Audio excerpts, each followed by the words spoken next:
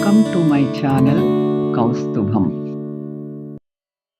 మతం అన్నది జీవితంలో విధానమే కానీ నీ జీవన దృష్టి కాదు.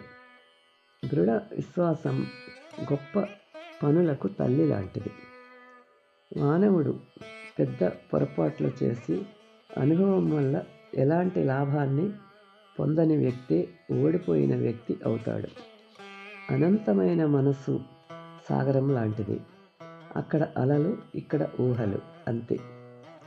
మాట్లాడటం అనేది సహజంగా పుట్టుకతో వస్తుంది.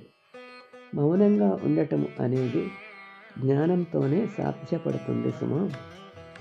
ఓర్పుతో ఉండు. నీ నేర్పును కాలమే ప్రపంచానికి పరిచయం చేస్తుంది. చీకటిని తిట్టుకుంటూ కూర్చునేవారి కన్నా దీపం వెలిగించేవాడు గొప్పవాడు. జీవితం ఒడిదుడుకులతో నిండి ఉన్నప్పుడు కూడా నీవు నీ జీవితం పట్ల కృతజ్ఞతతో ఉండు.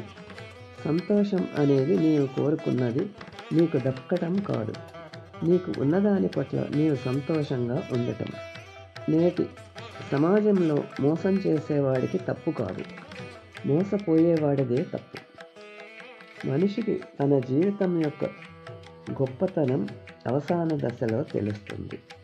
తన జీవితాన్ని ఎంత వృధాగా గడిపాడో దాన్ని పొందలేకపోవటం అప్పుడు అన్నీ ఆలోచించి పశ్చాత్తాపపడతాడు. Thanks for watching. Like, share and subscribe my channel.